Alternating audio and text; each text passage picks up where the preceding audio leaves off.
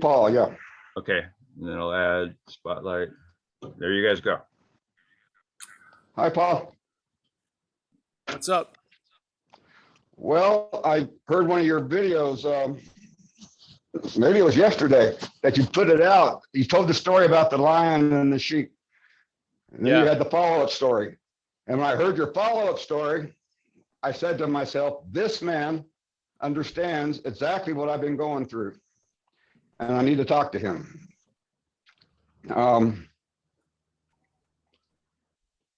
And I know this is not the 12-step media, so I'm not going to talk about that. I'm going to say I left that program after 25 years, led Kirtan in Denver for 15 years.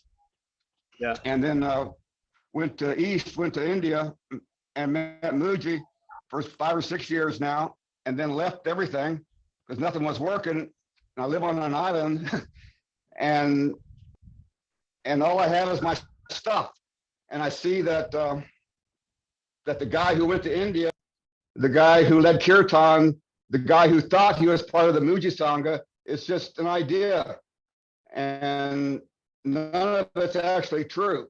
But it developed because I had a successful career leading Kirtan and all that kind of stuff. So everything worked except the one who was doing the work. I mean, I know you get it. I just don't know what to do anymore. Because I came across you because I was going to go back to AA because I thought nothing's working. And at least practically speaking, there's nothing better on the planet for how to get along with your friends if you're in, as far as practically speaking, how to get rid of your shit and how to get along with folks. So I thought, well, I'm not going to wake up I'm just going to go back to AA and just be a good guy and work with people, And then, but something won't let me do that because I keep seeing that guy. It's a recovered alcoholic. That's a character. And that's why I left AA, was because I looked around one day and said, nobody was waking up. It was just a bunch of old grumpy old men. And I was one of them. So I left. And that's what I discovered, Paul, is that the ego somehow continues to want to run the show, even as a spiritual leader. Who would have thunk? Yeah, that's part of the introduction of satsang, is to start seeing what you're not. Yeah. The thing is that seeing what you're not is also going to be attempted to be claimed, and now you'll be the seer of what you're not, which is another what you're not. Yeah. So you just catch it a few times. You catch it a few times, and you'll see what happens. Probably you'll lose a lot of interest in shit that's worthy to be lost interest in, and you'll probably gain interest in what's happening. You won't gain, but there'll be a gaining interest in what's happening, and you'll notice that interest and attention, instead of being used to enslave you to an idea, you're now being enriched by it. Yeah. So, yeah, this is usually the rude awakening most people go through.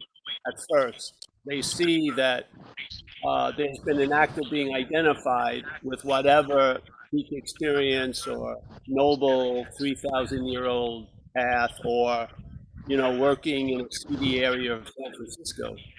The head just claims whatever's going on to imply there's a you. Yeah. And so this is why we had the second part of the video, what happens when the lion leaves the waterhole, because that's actually more important, because what is revealed at the waterhole is a fact. A lion. It's never not been a lion. Yeah. So what was negated was an assumption that had no anchor in truth. That's the easy part. What happens is when you walk away from that whack, the head regroups and claims it. That's what it does. And it claims to be the one who had that whack. And so now with the story we use, that claiming of the one who had the whack is like the sheep. You have the sheep programming. And now the sheep programming believes it had an experience, a very high level experience of quote unquote being a lion. but it's all framed as a sheep. This is what you see. So you see the futility of trying to get out of the sheep as the sheep, and then maybe you'll see the sheep from the lion, and then you'll come to peace with the whole fucking conflict, really, sooner or later. Yeah, you will. It won't be a one has to be destroyed for the other to arise. It's nothing like that. It's more like a zoom in a sense, a square, where that which was seemingly taking over the whole square is now shrunk. Yeah, like what Mike just did. He accentuated these two squares, you and I. Yes, and then all the other squares aren't even appearing now. And then after us having this specific talk, will appear as a square out of 16 squares. Yes. Yeah. So what happens is, instead of being this all the time, yeah, even though you're one of 16 squares, the emphasis is always on you, the you're not, you get shrunk down to a more appropriate size. And then you'll find usually more interest in looking at the other squares than your square. Yeah. And so that's the relief from the bondage of self. That's what it is. You want to have people pray for it in recovery. Please relieve us of the body of the bondage of self. That's how it feels. That's what happens. You lose interest. So you don't even have interest in being the one who lost interest in the bondage of self. You just lose interest.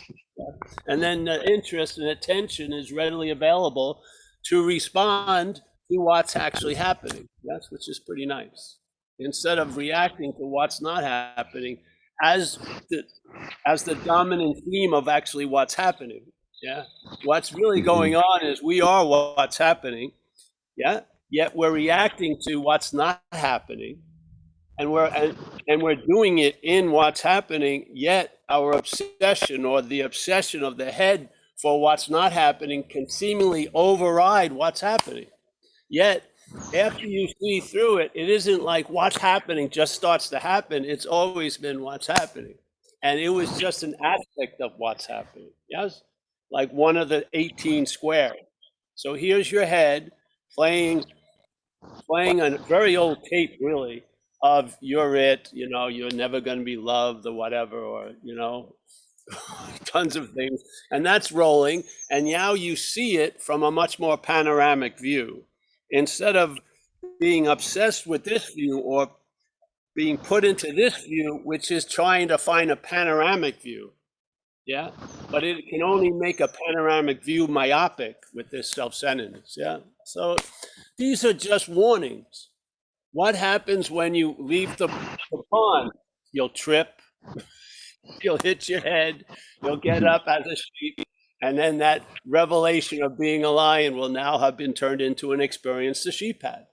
And then the sheep says, if I get enough experiences, I can probably, not right now, but I can become a lion, which is pretty safe for the sheep, because it's going to be the one who tells you if or when you ever become the lion. While at all the time, you're the lion. That's the obviousness of it. So, yeah, everyone's a fraud here. So, yeah, this is fraudulent. It can be seen as that's the good news. If you don't want to be a fraud, you feel like one constantly.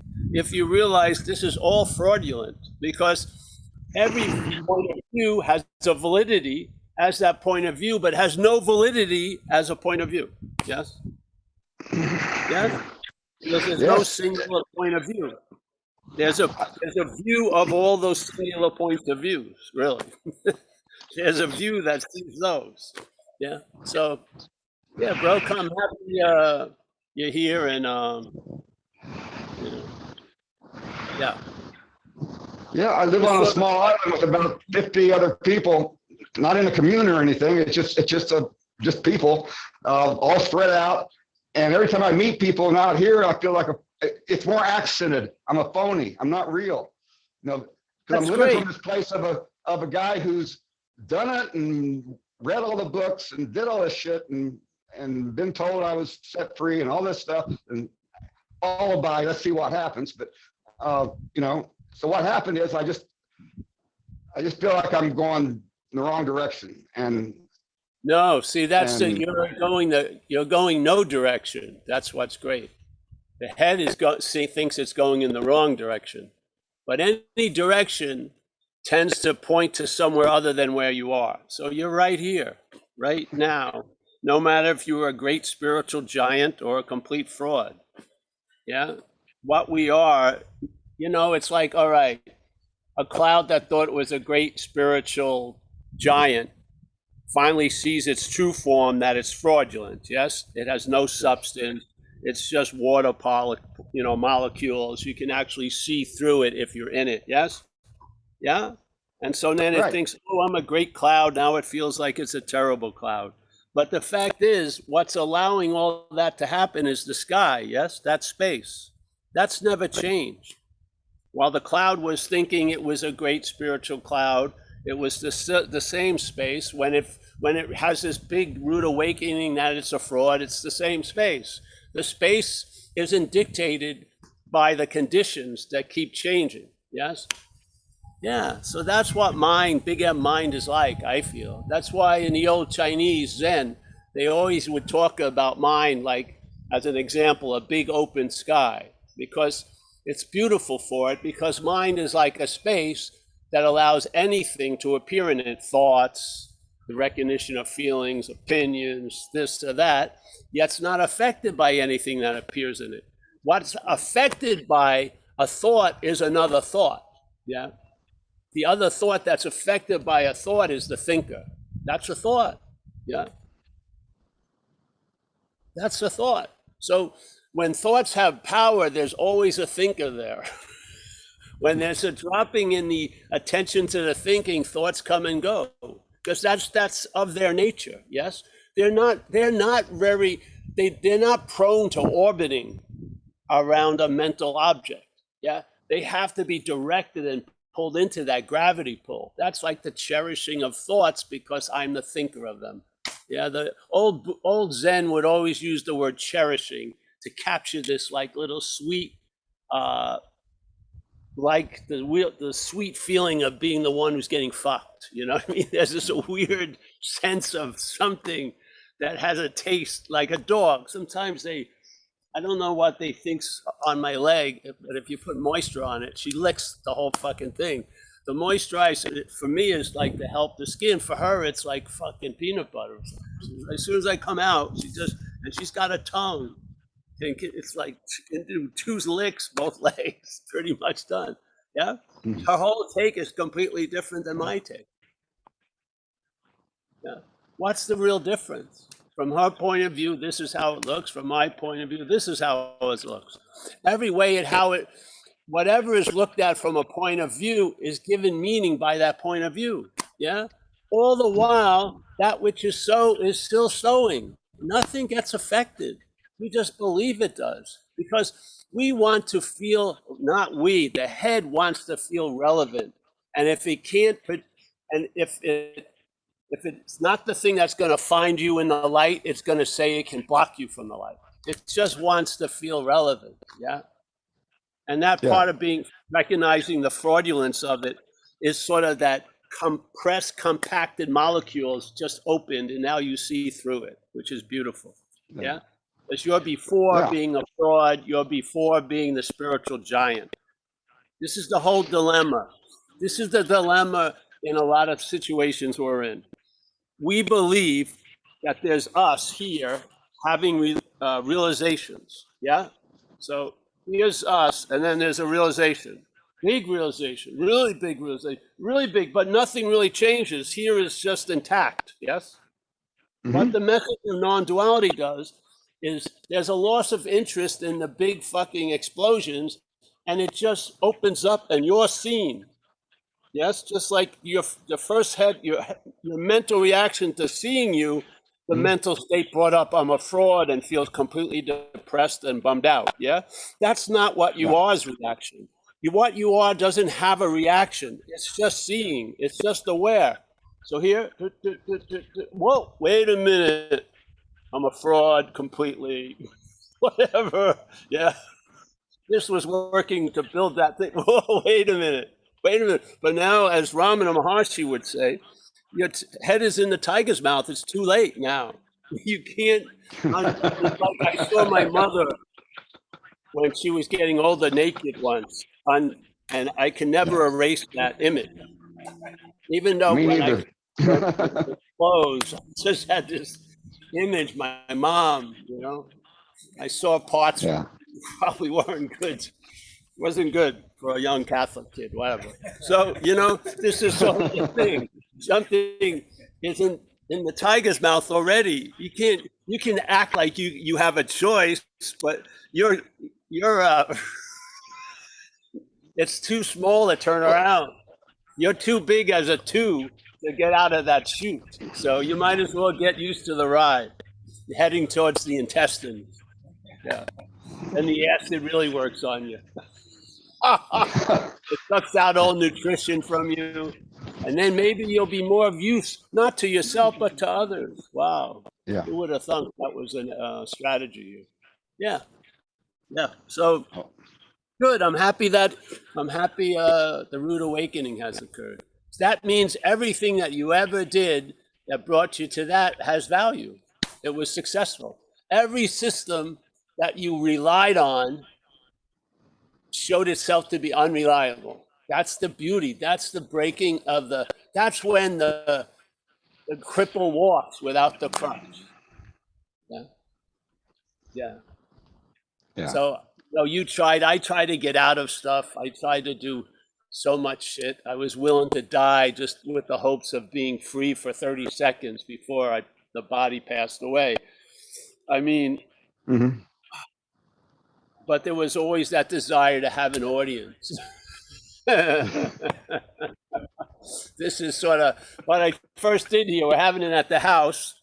One of the first people come, I forgot to pick up the shit from the dog. So the first thing I did before satsang was pick up some shit. Yeah, dog shit awareness. I was aware of the dog shit and I picked it up. So the next people, Matthew, wouldn't see it. Yeah. I mean, who wants to come to satsang? I don't know. It seems weird. So, yeah. So yeah, welcome, bro. Listen to the videos. There's nothing there, and you may get a lot out of it. Yeah. Well, I hit that point. I'll call you. I'll zoom back in when you're doing a 12-step meeting because my thoughts been do that. I'll lack be of there power on is my Tuesday. dilemma. I'll be there on Tuesday. Yeah, but we have to get All to the right. next one. I think it's Melissa. Yep. Thanks. Thank you, bro. Thank you. And welcome. Thanks, Tom. Yeah, and come back here too. Thank you. And it's Melissa. You ready, Melissa? I'm going to spotlight Yeah. you too. Then. Thank you. Add spotlight. For the live meetings, we accent the chimes with the fountain. Nice. This is it's a bonus. Yeah. For the. Oh yes. Oh hey Melissa, how are you? Oh, hi, I'm fine, thanks. So I've been following you since Christmas and I just haven't been on any of these calls because I'm UK. So it's hard to get on, but I was just listening to one the other day and I just thought I wanted to come on and just ask you a question because I've been like a seeker for years and years. And I've been doing like non-duality for quite some time. And all this time, it was when you were talking about the third policeman, the sergeant. Yes. But for a long time now, I've been observing obviously the policeman, the thief, and I've seen it very quick. It is just so quick. And I've just been traveling lighter and I've been watching and I've just seen it all unfolding. But there's been this like inner sense that for years now, I thought that probably because of all the spiritual knowledge that's been building up, I thought that inner awareness was like what I was kind of looking for, that something that's witnessing, watching the policeman and the thief. And I think I've just kind of realized after the video the other day that that's probably the heaviest thing, that's just another version. And all along I've been thinking that was like the awareness of being and all of that. And I've been trying to kind of identify with that kind of stillness within you and all of that. And I don't think it is that now. I think that is just a third element, another judge Well, watching. in the head, it's a third element, but what always has preceded the head is seeing or awareness. Yeah. When awareness makes something available to the head obviously claims it, and it claims the awareness because it's using that sense of subjectivity or onness to verify its story that you're Paul, and yet it uses memory to picture Paul as a body. Yeah. So basically there's finally a seeing of the thief, and then that gets claimed, and now it takes a policeman role, the claiming. Yeah. It's still pure seeing. Yeah. It's just Yeah. triggered the claiming. And then sometimes the policeman, for people who were once the seemingly thief, there's an immediate relief realizing you're not the thief, but then the policeman has its own little fucking Yeah. like perfection and all this other shit. And so it's almost in a way worse than the thief, because at least you were having fun with the thief, you know. You just Yeah. go out, get loaded, fornicate and shit like that. And so what happens with the claiming continues, so there's a clear seeing of the thief, but you're not clearly seeing the mechanical action of claiming.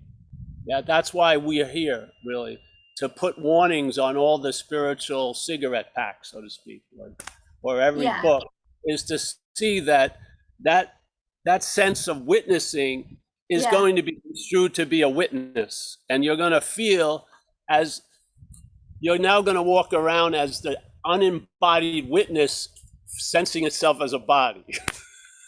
That's what I've been doing. Yeah. Yeah. That's You haven't exactly what I've been doing. The head's been doing it. Yeah? Yeah. And so this needs to be pointed out because it's not going to stop. You're not doing it, so you don't have a decision to stop doing it. Yeah? Seriously. I mean, you didn't turn the wall. It's just this idea of free will is really in there a lot. So every time there's a revelation, there's a certain weird thing about it. Well, Jesus Christ, now I have to stop doing that? No. Yeah. You never did it. That's the whole point. It's a mental activity. You even have it as an experience as this action figure. When you were a baby, tons of shit was going on, but there was no claiming of it. You were shitting and you weren't claiming to be the shitter. You were just had a big smile and stunk.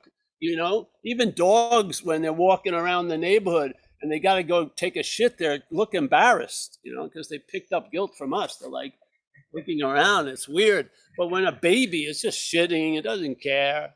Like this. Yes, did it? It would be bawling its eyes out, then happy as hell, a split second. There was no story to have to go get over to get into the next story. It just went through story to story to story because there was no one there.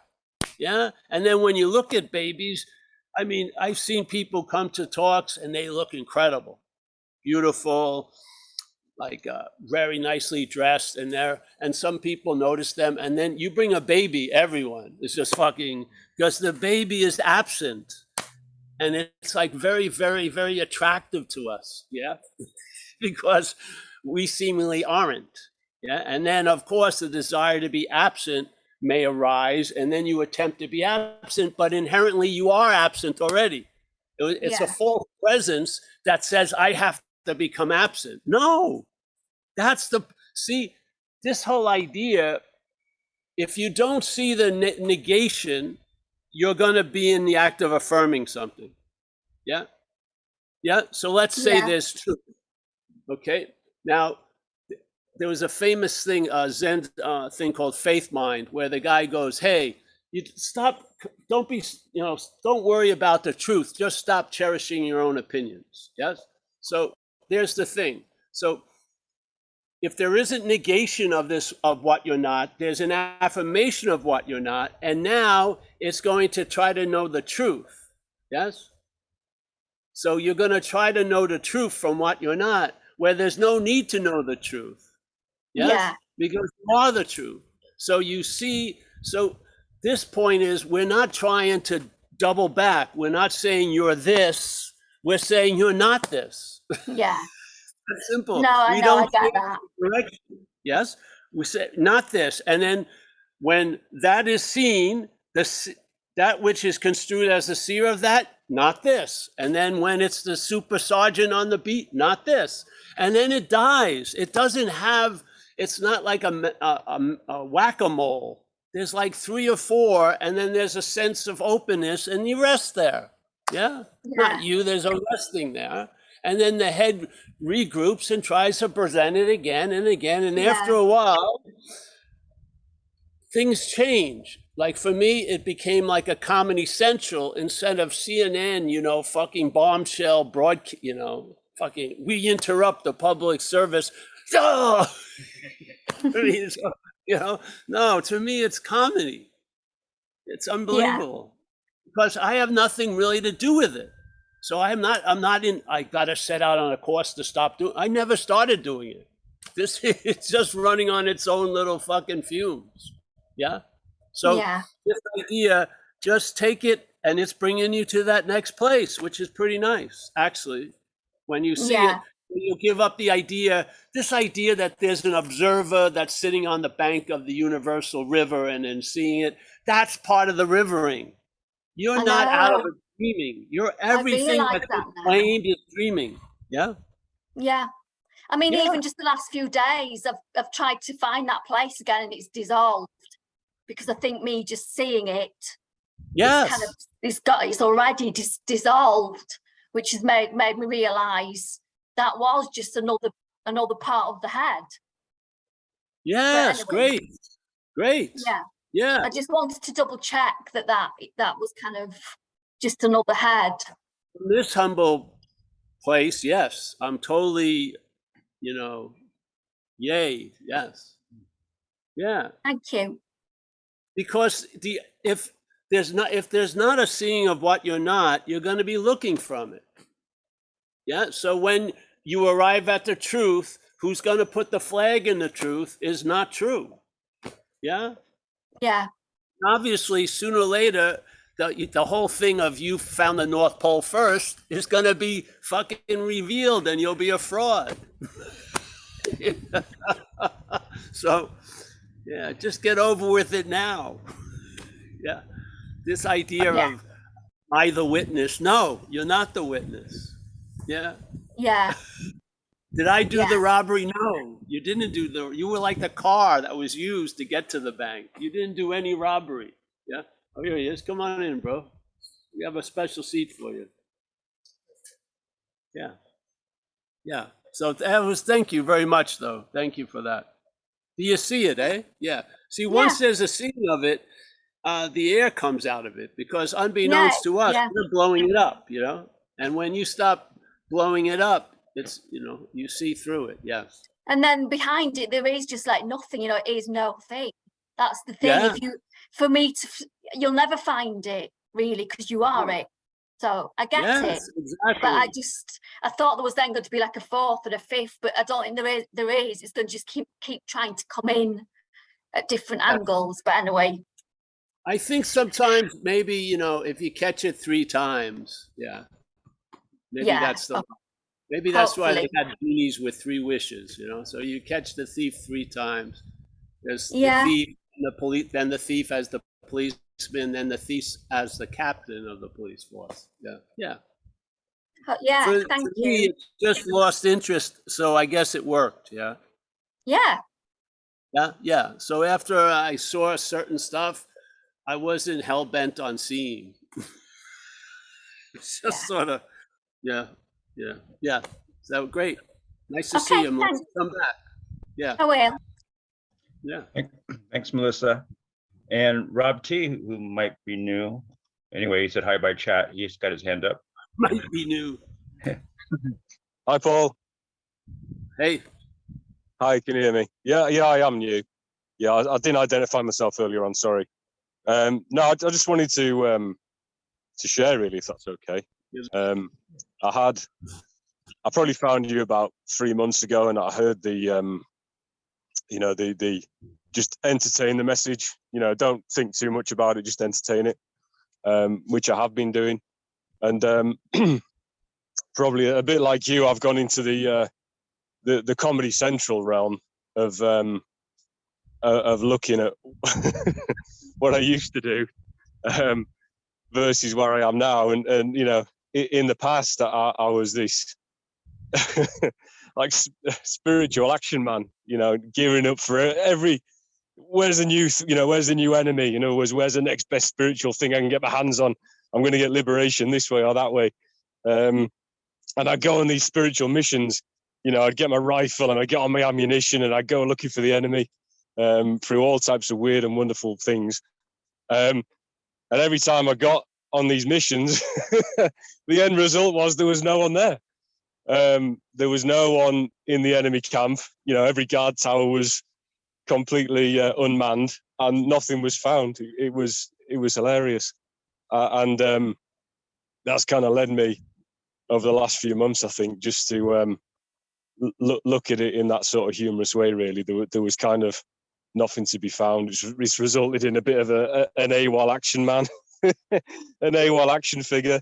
And it's kind of funny now looking at it. But I am certainly now not. Say, Rob, what the head Sorry? will say is, just before you were ready to find it, somebody moved it. yeah. You get. I got to the enemy camp, so I have to get more. Yeah, there was always more. No, there was never there to begin with. Yeah. It's not like it wasn't there when I got there. It's never been there to begin with. Yeah. Hallelujah. Yeah. So haven't you noticed, like? No, I was going to say you've saved me at least 100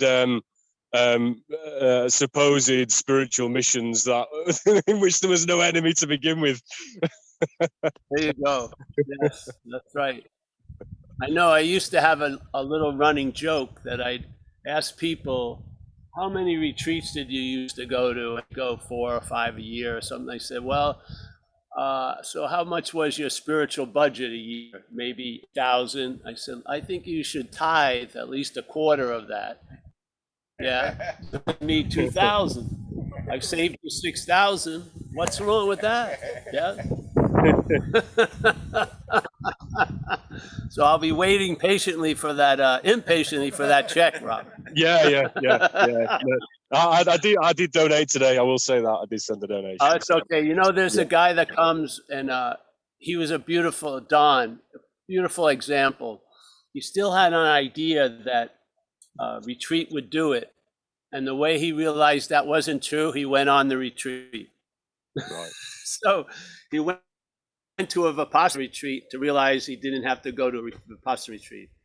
Yeah. That was a very valuable Vipassana retreat. I like Vipassana, just joking, but it was very valuable, yeah? To get that realization and put an end to that little mental tributary, that's just fucking wasting resources, really, during the day, to get that, because that could enrich your day. All that interest and attention in arcane fucking shit that doesn't work could probably enrich your day sitting right here where you feel the wind and you listen to the water. So yes, I think I'm gonna put that on the website again. Let's start tithing. 25%. We'll have a spiritual calculator. Calculate what you previously used to spend and what you're spending now, and give me 25%. Yeah. That's pretty good. Yeah. Thanks, Rob. I'm happy we're laughing together. I'm thankful, and like I say, there's a lot of gratitude. I now spend my days with the family, and we just go out on walks and stuff like that, and it's great. And there's no need to really chase this supposed thing that it's just not there, never was there. So gratitude, thank you. That's great, isn't it? And sometimes you find out really what the head's intention for the journey wasn't really to arrive there. It wanted to get out of something it's in right now, let's say family and shit like that. So it makes up like a Don Quixote type story that you're gonna go fucking battle with windmills, but really you just want to not be here. Yeah, isn't it Yeah. true a lot? Yeah. Yeah. Absolutely. Yeah, because Yeah. I found most people, if they had a sense of satisfaction and contentment, their spiritual journey would be over. They'd be seeing it as this now. Mm. They would see, I am the arrival and I am the destination. Now, they're living now. That's how they would see it, I hope. Yeah? Yeah. And then you get to see the duality of movement.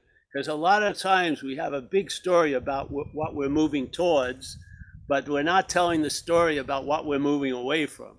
It's usually something that's agitating that causes us to seek. Yes? Yes. Yeah. And it's yeah. So this is sort of like the fraudulent and stuff. So you really, like the Course in Miracles would say, I think it's lesson something 4 or something. You're never upset for the reason you think. Yeah. So I don't really, in a lot of ways, I don't think you're moving towards something for the reason you think you're moving towards something. Yeah. A lot of times it's dualistically based. There's something uncomfortable or something that you think is. So therefore, I remember I was with this beautiful lady, Cindy May. And we would be staying on this island, Bowen Island near Vancouver. And I would be practicing Tai Chi, yes, on the deck. Yeah. And then she'd come out scantily clothed, let's go horizontal. And I said, be gone, woman. I have my practice to do. And there's life bringing me this voluptuous love opportunity. No.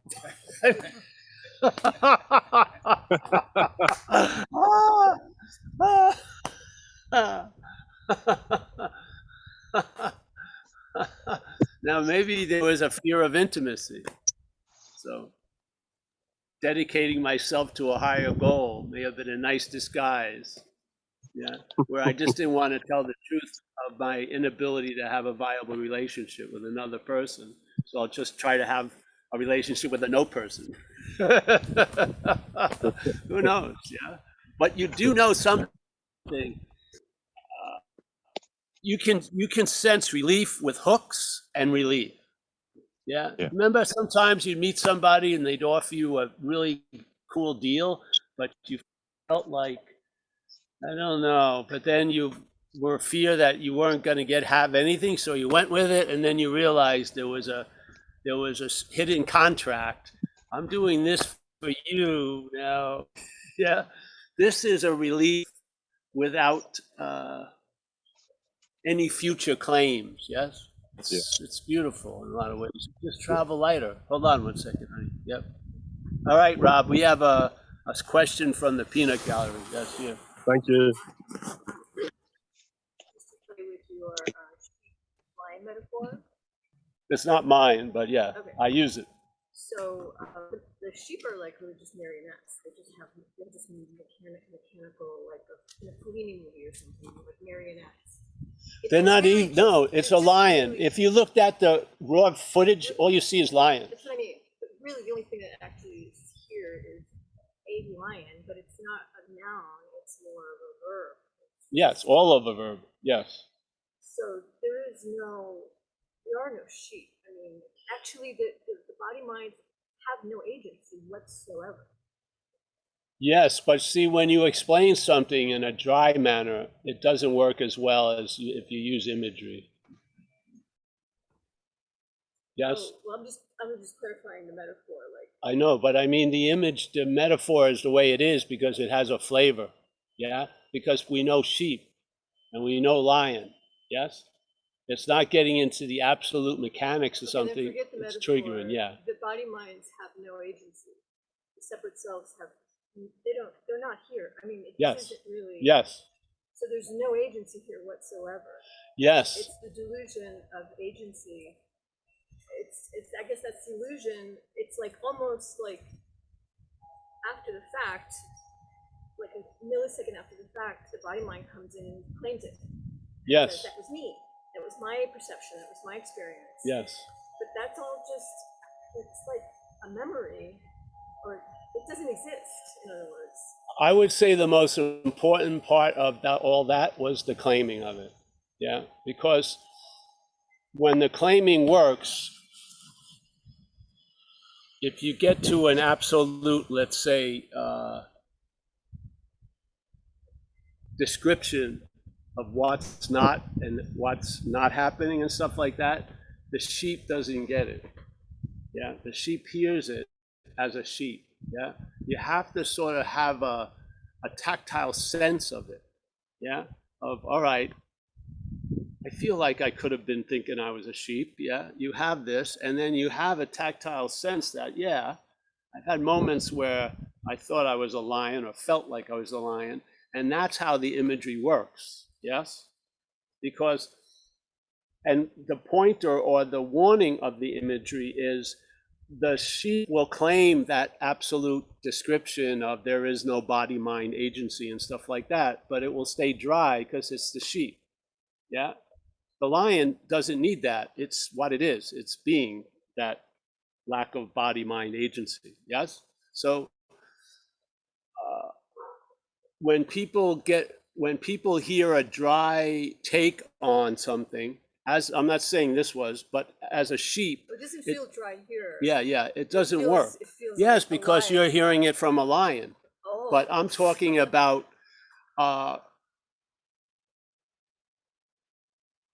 we just sing Kumbaya if we're all here. We're trying to put in an understanding so that when that sense of lion seems to get overwhelmed by the sense of sheep, to talk to the sense of sheep about being nothing or whatever, it doesn't work.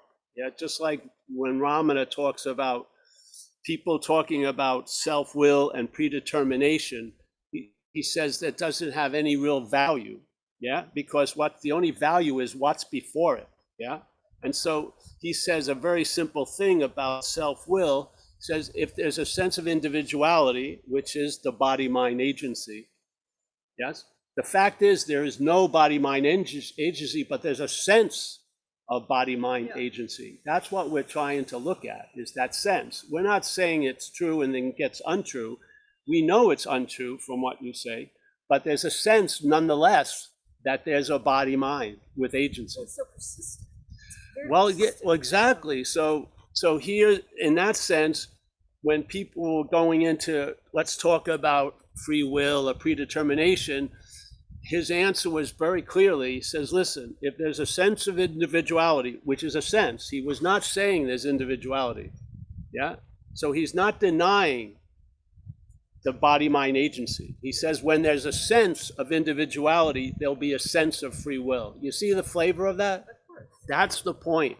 That's like the bit of satsang that has like the nectar in it. It has like a flavor, yes? Because we're talking about senses, yeah? Because the senses occur no matter the absolute. No matter that there's no body-mind agency, there's a sense of body-mind agency, yeah?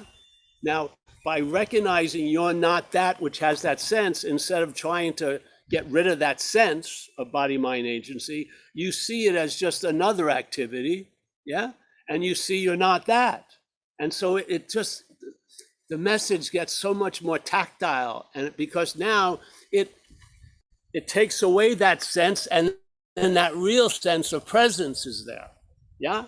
So the false sense of body-mind agency gets negated, and then the underlying presence, which was distorted into that body-mind agency, gets felt in the raw edition, yes?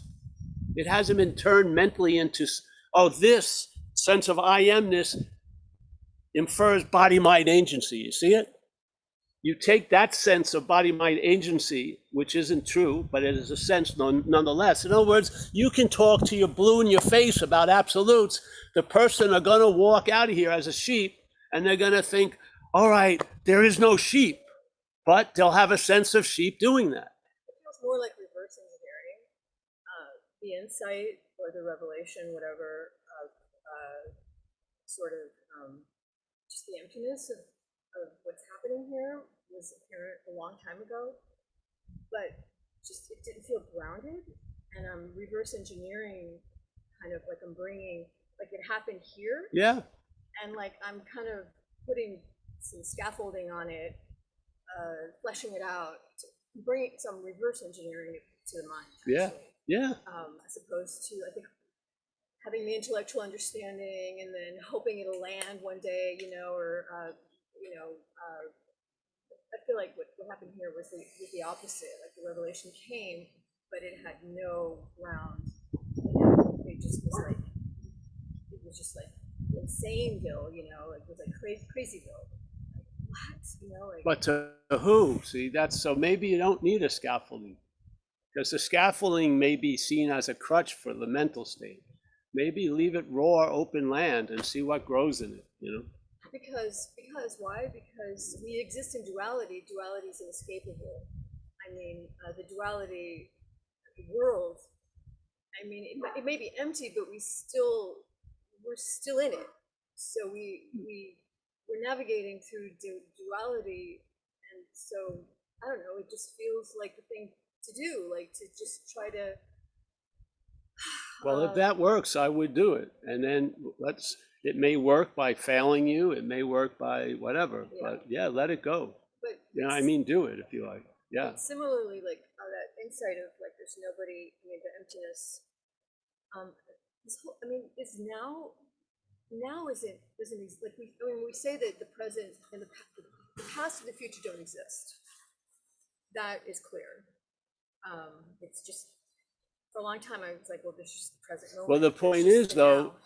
really, we're existence and things exist seemingly for us. So for many people, the past and the future exists for them because we're existence. So in a weird way, we give existence to things, which we've done, the mental state, to past and future. So for some people, the existence of the past is much more profound or much more influential than the existence of this present moment. Yeah, well, okay. So, because we are reality, you see, we are reality. We are But reality. Once it's seen that time actually linear time is related, it's not really happening. I mean, it's the illusion of it. So there is no past. It's a concept. Oh yeah, there is no And the past. future is just a set of concepts. But here, concepts are not a solid floor to walk on, obviously.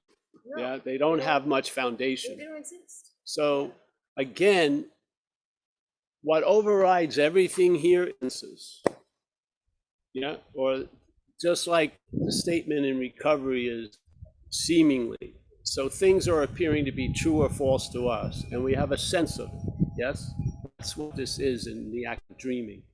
I think that overrides facts and truths and absolutes and shit. So we very rarely talk emptiness because we talk about the sense of this supposed fullness. Yeah, to question that, because finding out is different than, well, attempting to know will hopefully fail you. It has to, and then you'll find out. But you could do it easier and quicker. Just see that. No one knows anything other than from where they're knowing. So the void isn't a void; it has us in it. So we talk about the void, but we're a presence in the void. Yeah. I mean, So we're just languaging. It's yeah. Playing in. So you want to just look at that sense. Yeah. It doesn't mean something that's absolute is now going to go fight that sense. No, because the sense of being absolute is a sense also. No, I'm trying to capture it. Yeah, yeah. And own it. And yeah, that's not that's the good. objective. Yeah. But I understand. So do what you feel whatever like. This lining is, there seems to be a flavor of playful, childlike playfulness to it. Yeah. Lion is. Yeah, hopefully some laughing and shit. Yeah, Yeah, there's a lot of. I mean, there's a and if playful- you're from New York, you'll be laughing at others quite a lot. Yeah. So that's what we do.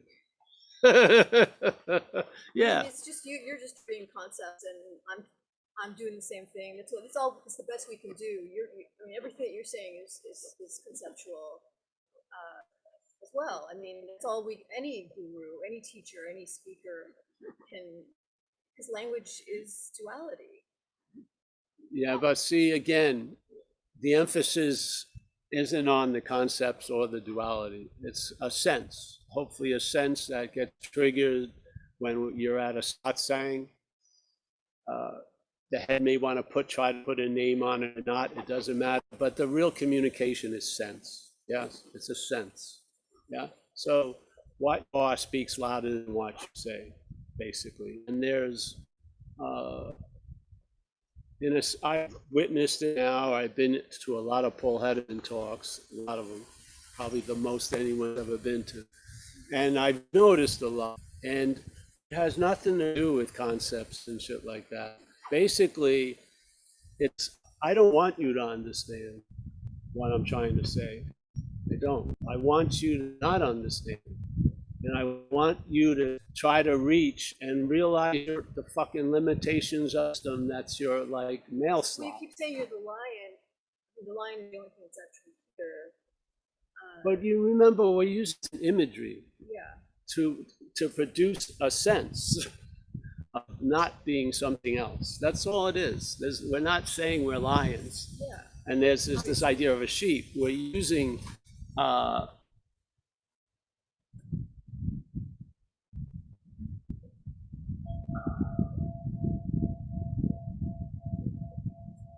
so words can deliver concepts, but they can also deliver a sense. So when we're packed a truck of a talk, we may be putting some concepts in there, but really the valuable commodity is a sense. Yeah, a sense of an aha or a resonance. And that's basically all the other part is just a song and dance about delivering ideas and shit like that. But really, there's just a recognition of an aha that's shared, so to speak. Yeah. And then we sit together and it gets reinforced without us, looking what's reinforcing. And then you'll notice you're traveling lighter and probably laughing more. And you've lost interest in, well, you'll find out. That's the beautiful thing. I don't know how it's going to fall. See, I don't know how your cards is what you're not, but I do know they're going to fall and then get reshuffled. So, but I don't know. Maybe I relied on the Joker a lot or whatever. Maybe you a deuce person or two. Somehow the cards are going to, and then you're going to be played differently. And there's going to be a noticing of it, and you'll be traveling lighter. And on this level, this pay scale, it's, hey, what more does it want? That was the giant fucking history. Why am I not able to travel lighter? Because you're the example of heaviness. What? Yes. So you just tell the truth about the sense of heaviness, because it's all sense. And by telling the truth about the sense of heaviness and the sense of being the doer and the sense of being the thinker and the sense of being the feeler, yes, which are all rooted in a using of the true sense of I amness or presence, onness.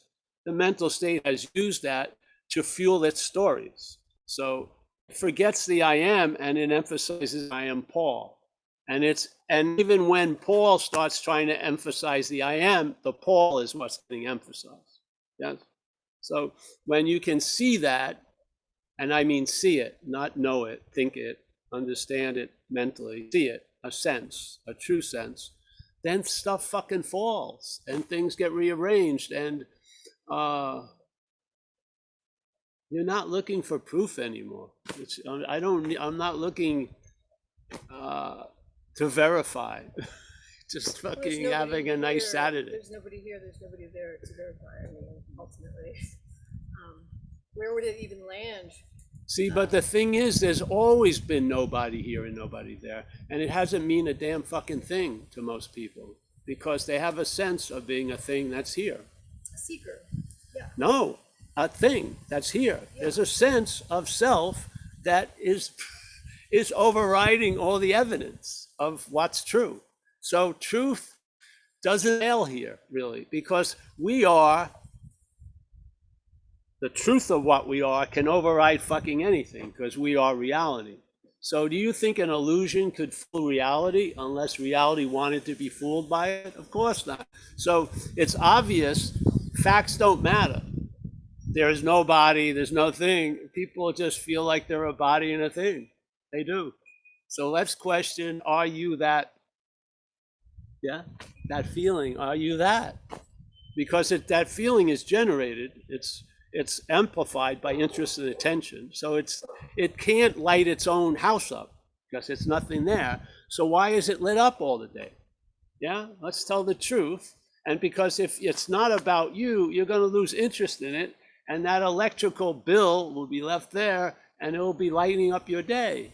And so now you'll see there's a lot of senses that get produced and they're not factual whatsoever. Yet they override facts in most cases. I mean, we could sit for 3 weeks and do a 24/7 retreat about no one has free will. Yet when you leave, you feel like free will, don't you? Even if you just came out of the 3-week no free will seminar and you got it completely, you did, because you already all have it. But what you're not senses it has will. That's part of the individuality. There's no killing the individuality. It isn't true. So it's all imagining. Yet here in the world of imagining, which is dreaming, it has potency. So and obviously, you know, the physicist at the lab realizes there is no world, there's no this, no that, goes home, it's Sunday paper, the paper boy missed the fucking porch, he's screaming at the paper boy. It doesn't fucking matter.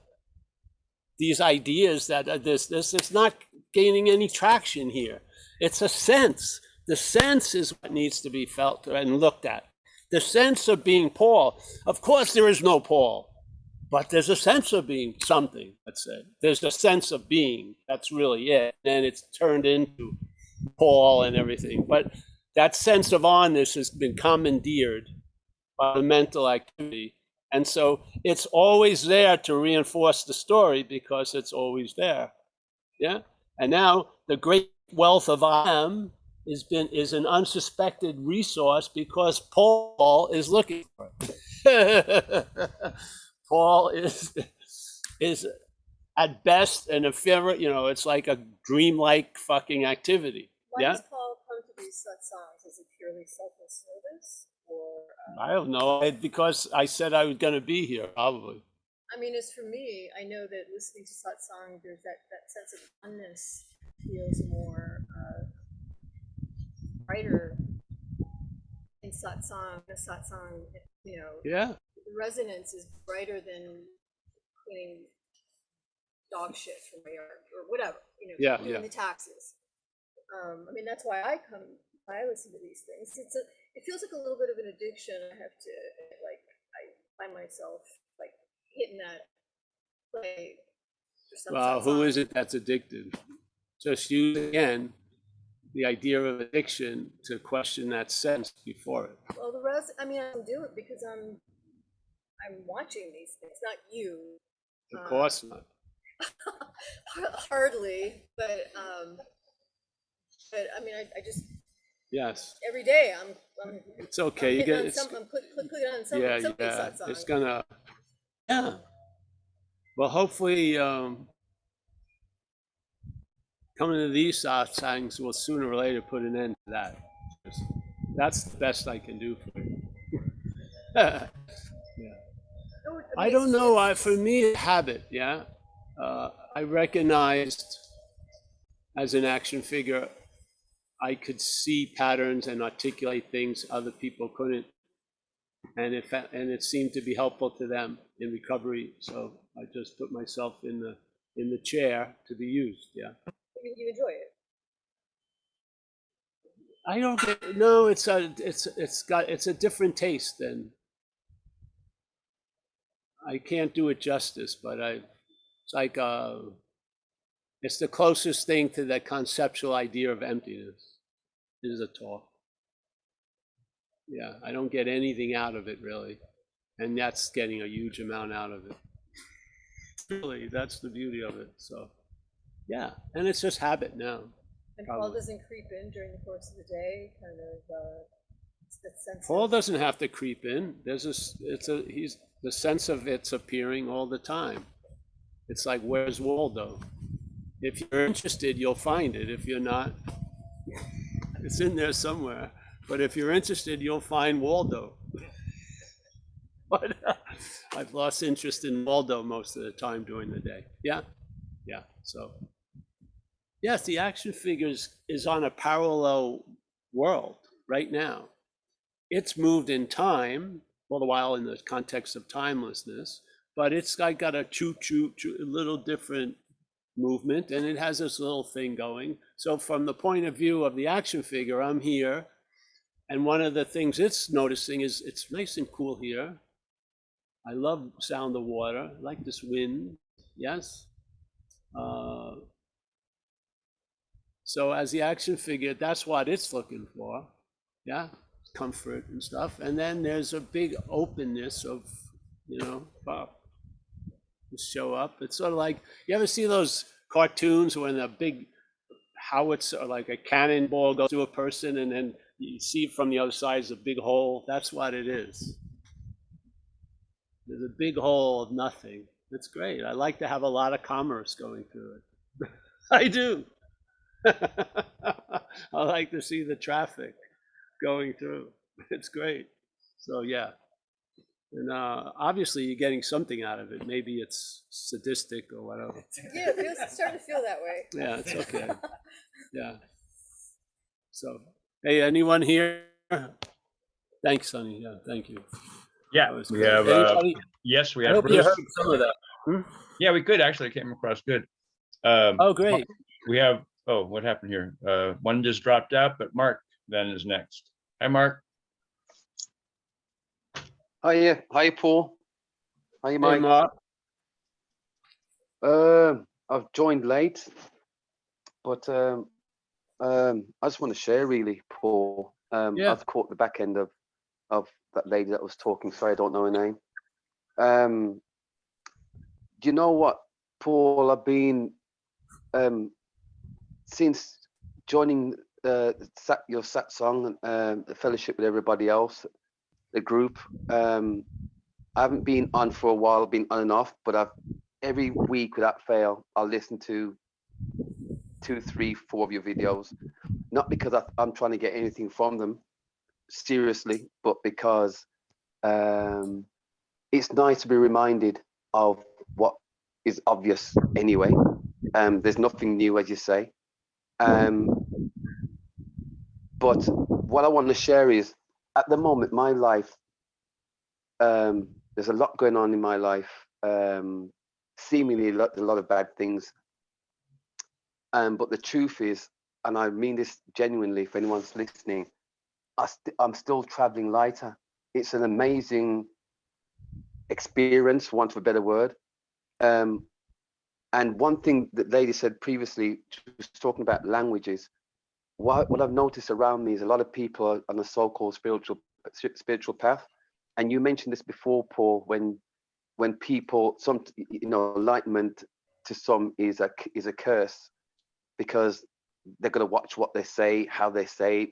It's going to be mystical. It's going to be, and it's nothing like that. For me, it's nothing like that. It couldn't be any.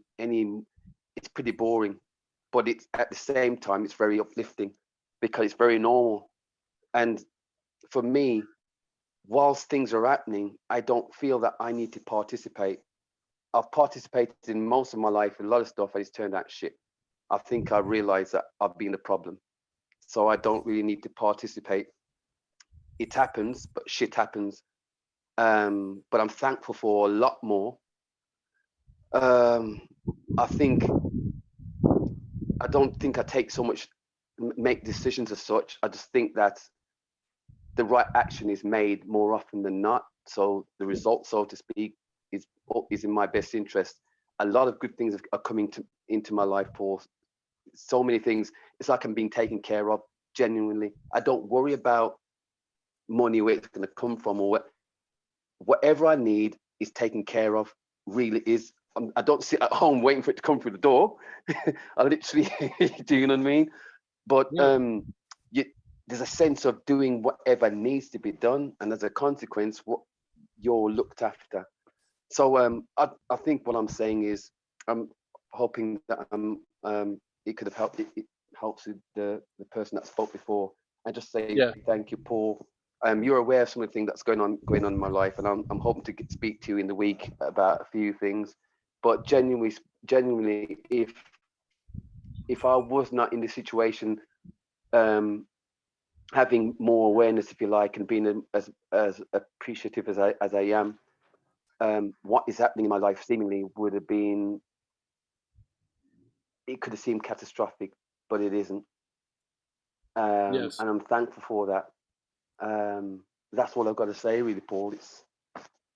It's for those who probably are new to, if you like, and are just getting into it. It probably sounds a bit strange, cultish or whatever, but seriously, I am traveling lighter. Things are happening, but I'm able to still appreciate life, and good things are happening.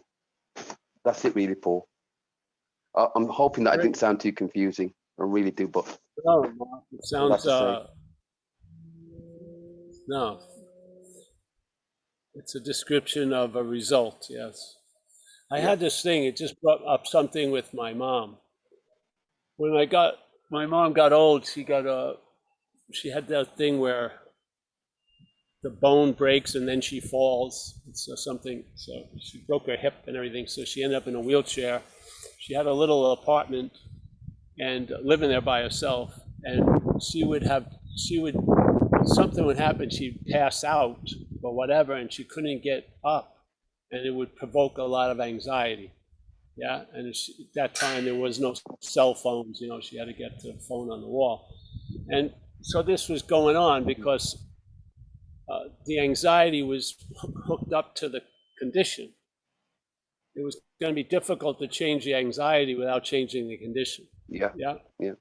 So what happened is, my family, we put her in a home, and the home, she went in there very anxious, but then every day there would be breakfast at 8 o'clock, 12 lunch, 6, people would come in and check with her. And very quickly, because the condition that was seemingly causing the upset had changed, she outgrew that fear. Just it was beautiful to watch. Now, a lot of people, the base of anxiety isn't really the conditions they're in. It's the mental condition, or the interpretation of the mental emotional condition, which is a little, this is even like a double whammy for a lot of people, because they have everything really cool, but they're super bummed out or something. And so it's a mental condition. And the point is to recognize, like we say at these talks, if someone's truly experiencing the house is on fire and they're getting burnt up, the message of there is no house and there is no fire, to me, isn't appropriate. The better message would be, absolutely, just, hey, get the nearest pail of water.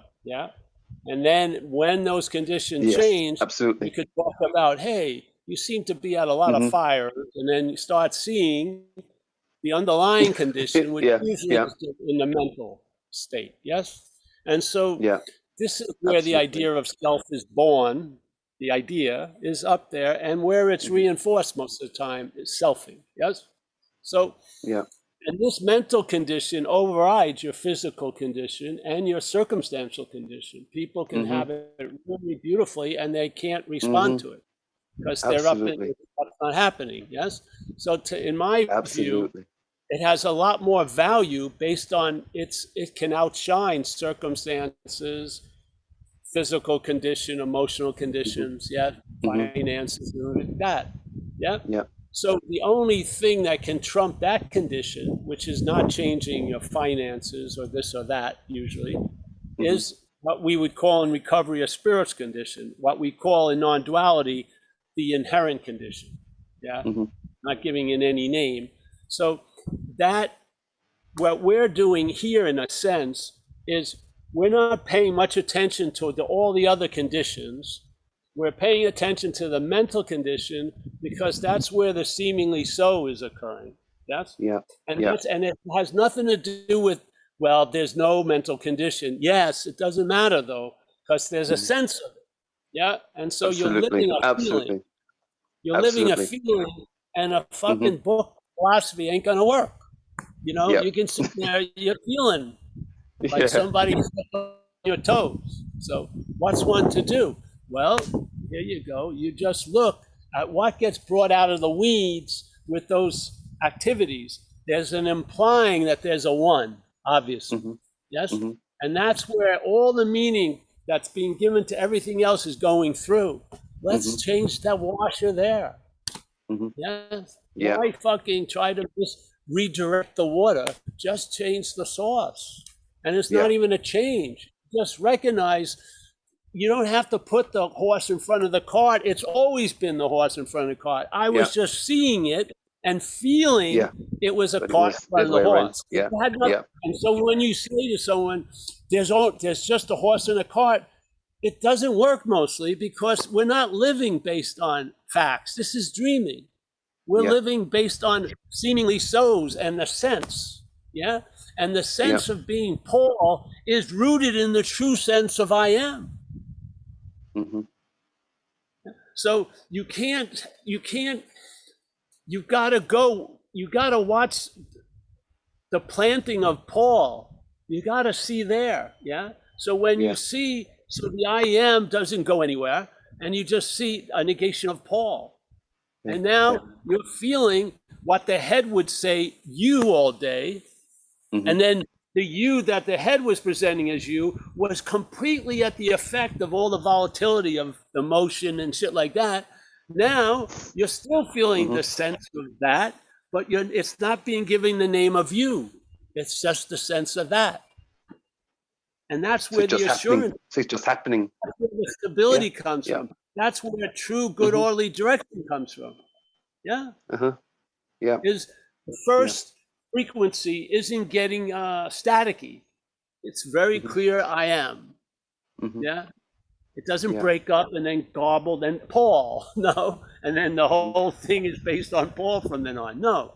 The I am precedes everything else. Yeah. And now you see everything else from there, and you don't see the reality they were given before. Yeah. Some of that gets taken back. I hear that. I hear that, Paul. Doer, but you have a larger sense of the I am. Yes, you have a sense of being the thinker, but you have a larger sense that overrides the sense of being a thinker, and the sense the sense is constantly being referred or inferred and claimed. Yeah, but you're not following it anymore. Yes, that's the beauty of it. There's been a loss of interest in it. Yeah. Why? Because it's not. Yeah. Absolutely. So, the narration part, Paul, I hear a lot of the narration. It's very funny. Like when I'm walking the dogs in the woods, there's a sense, and then narration comes after. It comes. It comes after. So you. Yeah. It's not me. Do you know what I mean? It's you can see. It's so funny sometimes. I'm like, oh my gosh. But and I'll tell you, sometimes when it comes, that second is an eternity, and you see how fucking scared it is, because it has no power over the liver.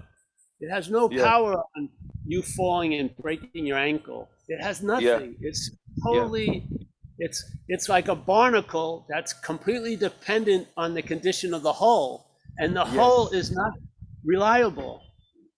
It's eroding.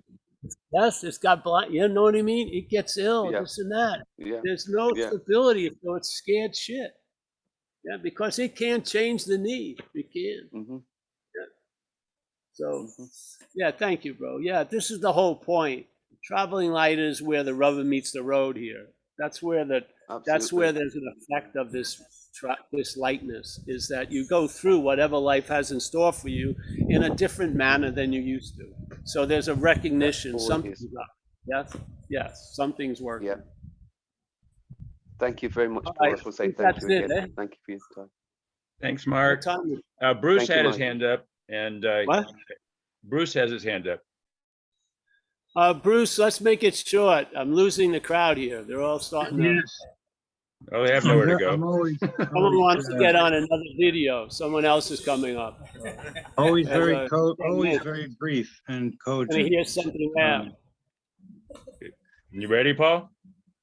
I'm never ready. Yes, go ahead. That's my readiness. I'm never fucking ready. Yes. Yeah, you mentioned force of habit.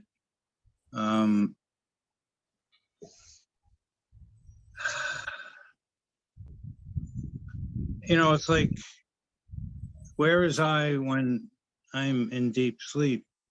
If I'm looking from the seer, the I, the awake I, and saying, I wasn't there, or where, who was there? But looking from where I was, when I wasn't there, I see myself as I. Anyway, real brief. So that sergeant, police thief thing, this, getting stuck on the I, it's like getting stuck in internal affairs, maybe. I've got to make sense. I've got to, the claiming, it's, yeah, that automatic, mechanical, I'm the one claiming the seeing. So I don't know. You're I not just share the what. one that's claiming the seeing. There's a claiming of the seeing that implies a one.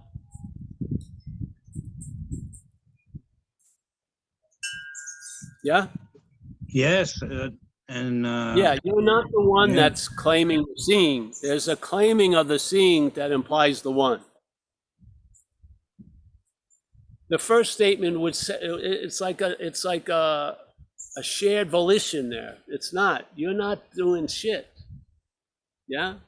There's just the seeing, and there's not the seer. Yeah, that's that force of habit. It's yeah, but the thing is, just to wrap it up, this quick. doesn't change the habit. It just sees. You don't. The habit isn't the effect of the habit isn't the habit. It's the use of it to imply there's a one who has the habit. Yes, that's what habits come, habits go, habits do this, habits do that, but there's no individual doer or haver of it. Yes.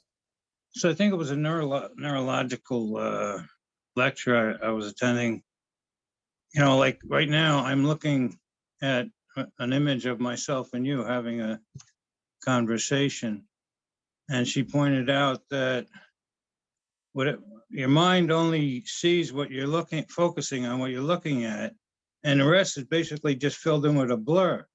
And when you change your focus onto something else, I don't see myself in you. I see what's behind it all, kind of, the panoramic view. Yeah. But then there is a seeing of both, but it's not me that's seeing both at the same time. No. That's it from me. Thank you. Thank you, Bruce. I need to, share because Python. There was a Monty Python skit that we changed a little bit. The Monty Python, it was obviously they were in an English garden with these big hedges, but they were wearing African safari clothes with a hat. And they have their canteens, and there's a recognition they've run out of water and they have no food. So they're all getting worried. And then they break through this hedge and they realize there's a camera crew filming them. And they bring a sandwich, give them a water, and you can take the next thing. And then there's a camera crew filming the camera crew. That's the act of claiming. It's like the seeing in a mirror and you see an infinite thing. You're not that. That's all. It doesn't have to change one bit. It's what it seems to mean is the way the clincher. Yes. So every time there's a seeing of something, there's going to be the seer of that seeing, and then the seer of that seeing, and so then it gets more subtle. The witness, the observer, what the fuck is that? That's a singularity. Yes. And so you catch it, and it gets to be a habit in a way, so you don't have to catch it. Like the mouse sees the trap and it puts itself in it almost. Oh, yeah. You don't have to do anymore. You see it. It's a point where you're gonna see enough. It happens this way. It's like the hundredth monkey phenomena about that island where one monkey discovered they could use something as a tool, and then it spread through their little tribe there, and somehow it leapt to another island where there was no contact, and the monkeys from the other island got what the monkeys got in this island. They call it the 100th monkey phenomenon. So here's the head goes. It gets these examples and then it whacks. Yeah, boom. Yeah. This isn't about drudgery and I've got to be the watchful sentinel. It's about getting relieved from fucking duty. Yeah, you've seen enough. There you go. Yeah, I don't know when or where, but I tell you, it's coom. Yeah. So, okay, the seeker is the sought. Can't use the Buddha to seek the Buddha. What can be perceived can't be perceiving. And then boom. Yeah, boom. Yeah. You don't need, these are keys. Boom. Keys. You don't need 1,000 of them. There's not 1,000 doors. And then escape. Yes. This isn't like another form of slavery. It's so hard to be the observer of all things. Thank God you're not. Thank God. Can you imagine that responsibility? Oh, fucking, I missed observing something. Jesus, I thought I was the observer. Immediately wait. As soon as the ER is introduced, wait. Yes?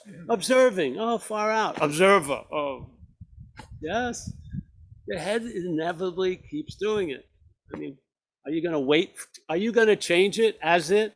Give me a break. There's no fucking way self can get out of self as self. That's the whole point. As Einstein said, you can't go to the system that produces the problem for a solution. It's just that doesn't work. So the mental claiming is going to be like the Monty Python. There's going to be a camera view, camera crew, camera crew, camera crew, camera crew. Yes?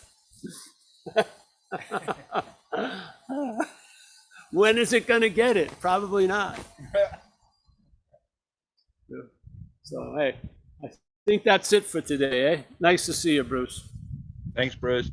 And I just wanted to say that you afternoon Paul, in Northern California. Paul, I Yes. just wanted to say that you arranged really nice sun rays through the tree today. I did. Oh, great. Yes. Yes. Good job. God is speaking through us. I am the chosen vessel. Let me see, made in China. Well, I thought I was the chosen vessel. any fucking light would do. All right, thanks, Mike. Hey, everyone here, I can't see everyone. We're gonna have the recovery thing on Tuesday, but starting Wednesday, we will not have a meeting. I think it's all up on the website. But Tuesday we'll have meetings, and we'll have some meetings that will be announced when we find out what's happening in Italy. So yeah, right? So thank you so much, Mike. Thanks for everything. I'll see you soon. I'll see you. Bye. William, Melissa, thank you so much for your share. Yes, very nice. Tariq, as always. We got Mike C. We got Bruce. Thank you, Bruce. We got Anu, as always. Very nice. We got Mia in Greece. Nice to see you, Mia. I can barely see you, but it's like a giant sea of moussaka. Yeah. We have Kenneth from Toronto, I think from Vancouver. Tom, nice to meet you, Tom. Yeah. We got non-dual someone. Who's this? Oh, not Paul H. Oh, yeah, there you go. Not Paul H. We got Matt and Julian. Matt and Julian? Are you in Julian, California? Matt is in England. Oh, he's in England. All right. Okay, let's see. We've got Ashley. Nice to see Ashley. Vlad, I'll be seeing you soon. David Bitterman. We'll probably, yeah. Gary C, as always. Yep. Roman. Gary reminds me when they finally got the antidote for the zombieism. Gary's been brought back. He's got that distant stare I like from a man who's lived in a corner. It's trippy, Gary. Love seeing you. Nice to see you. Thanks, Paul. Yep. We got Mark. Thanks for your share, Mark. And say hello to our mutual friend. Will We do. got Holly. Nice to see Holly. The Thing, one of my favorite movies. Jimmy R. Self-prison's top interior decorator. Yes. Yes. And it's the fall. The fall show is coming soon. We got Lynn. Oh, Lynn. Nice to see you, Lynn. Abraham, Chris. I think that's it for. Oh no, we got some more. All right, hey, listen, everyone. Thank you for coming. I'll see you guys soon, and don't take yourself so seriously. See you. Bye.